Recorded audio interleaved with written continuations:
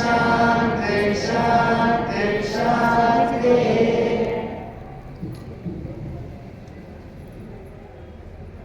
ವಿದ್ಯೆ ಎಂಬುದು ಅಭ್ಯಾಸಗಳ ವಶ, ಅವಿದ್ಯೆ ಸರ್ವಗಳ ವಶ ಅಂತ ಹೇಳಿ ಸಿದ್ದರಾಮ ಶ್ರೀಗಳು ಮಾತನಾಡಿದ್ದಾರೆ.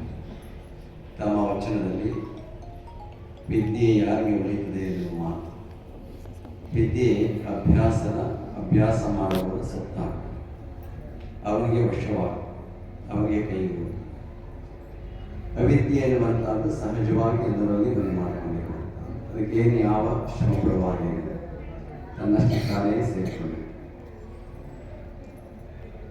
ಅನಭ್ಯಾಸೇ ವಿಷಯ ವಿದ್ಯಾ ಅಂತ, ಅಭ್ಯಾಸಾನುಗತ ವಿದ್ಯಾ ಅದು ಸಂಸ್ಕೃತದಲ್ಲಿ ಒಂದು ಮಾತಾಡಿದ್ದಾರೆ. ಅಭ್ಯಾಸಾನುಗತ ವಿದ್ಯಾ, ಯಾರು ಅಭ್ಯಾಸ ಮಾಡ್ತಾನೆ ಅವನಿಗೆ ವಿದ್ಯೆ ಕರಗತ ಆಗ್ತಾವೆ. ಅನಭ್ಯಾಸೇ ವಿಷಯ ವಿದ್ಯೆ.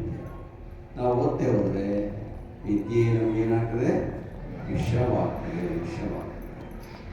ನೋಡಿ, ಅಭ್ಯಾಸ ಅನ್ನುವಂಥದ್ದು ಎಷ್ಟು ಮುಖ್ಯ ಅನ್ನೋ ಮಾತನ್ನು